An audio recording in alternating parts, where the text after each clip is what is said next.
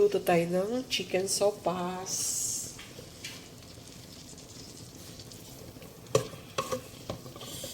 Ang laki ng butter ko. Parang mabango kasi guys pag maraming butter. Lagay na tayo ng ating garlic.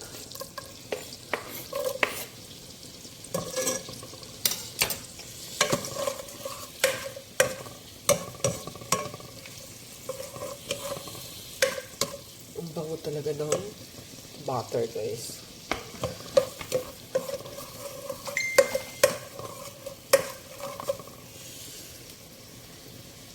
Ng butter, lalagay na natin yung ating onions.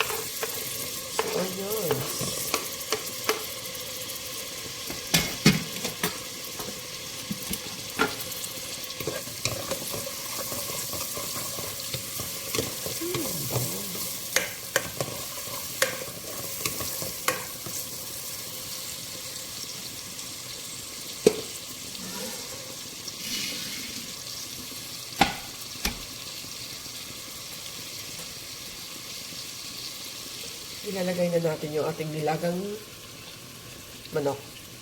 Pati buto-buto hinalo ko na. Chicken breast to eh. Sayang pag itapon.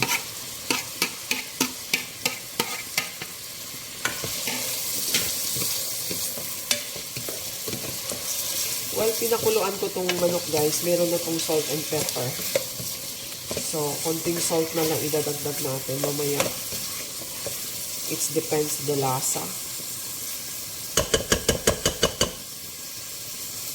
Ang bango talaga ng butter. Butter pa lang, masarap na. Tayo. Hindi naman na kailangan lutuin talaga tong manok kasi pinakuluan na natin ito. So, malambot na po siya. Kailangan lang natin ipanamnam yung butter sa ating chicken. Okay? And then, ilalagay na po natin yung ating chicken stock. Yung tubig na pinakuluan natin sa manok. Kasi mas malasa pag ito yung ginamit.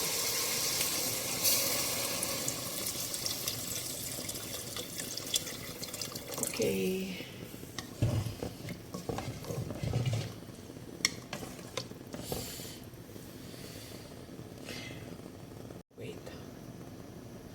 Since konti lang yung chicken stock natin, magdadagdag pa ako ng tubig.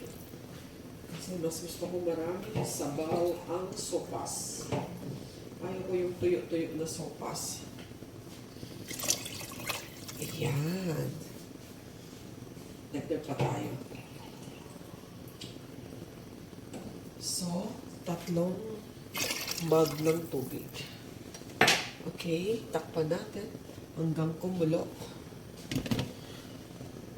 Check natin guys. Ayan, may sign na gusto ninyong kumulo. Kahit hindi pa kumulo, pag nakita natin may sign na, pwede na kasi yung ating manok kasi, ni-steam na natin. So, kung hintayin pa natin yung kumulo, masyado ng malata yung ating itlog. Ano ba yung malata sa tagal? Ating manok, dudurog na masyado yung manok. So, maglagay na tayo ng ating macaroni. Ayan. Yan si macaroni.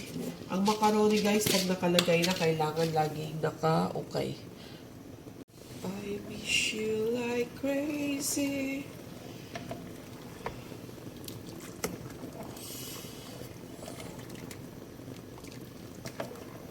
Okay. Alam nyo, ang bango pa rin ng butter kahit may tubig na yung ano. Grabing butter na yan.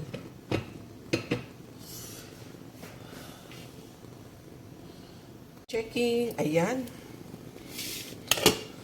Check natin ang macaroni guys. Kailangan lagi talaga dyan na-check ang macaroni kasi didikit yan. So, ayan. Di ko na hinintay talaga na sobrang kulo kasi baka maluto na yung macaroni. Hindi pa luto yung hotdog. Kaya, ilalagay na po natin si hotdog.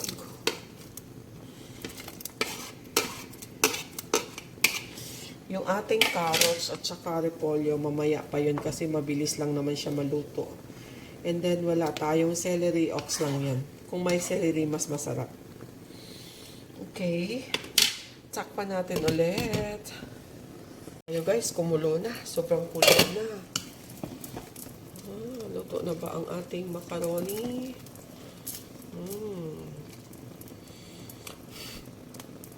Where is my spoon?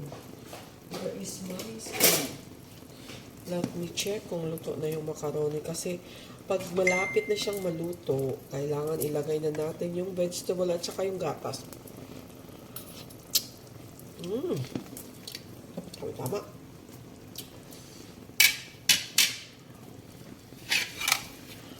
Lagay ko na yung carrots. Ilagay ko na yung evap milk. Mas masarap kung maraming milk, kaya buhos lang tayo. Isang ubusin na natin tong isang ano. Pag nakalagay na yung gatas nyo guys, kailangan hindi siya magtagal. Naka 3 minutes lang yan. Kasi papangit kung matagal ang gatas dyan. And then, ilagay na rin po natin yung ating cabbage. Mas masarap to guys pag may celery.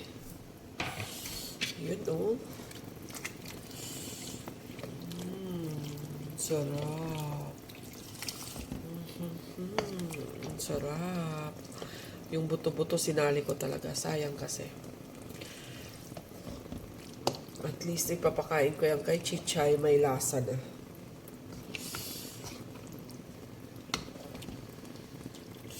Sarap niya. Hindi na ako naglalagay ng flour kasi ayaw ko yung sobrang creamy, yung parang sticky. Gusto ko may sabaw-sabaw talaga. Okay. Tikman natin.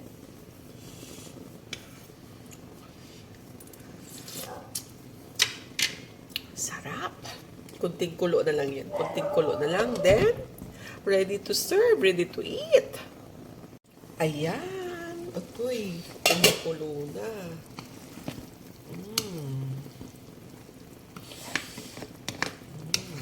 Okay na to guys. Okay na to. Okay na to.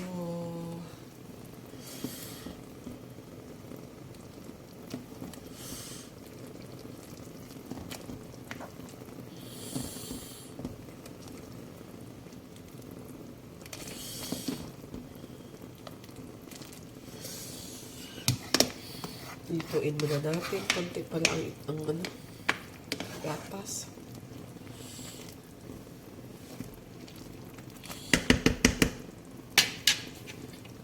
Tikim tayo.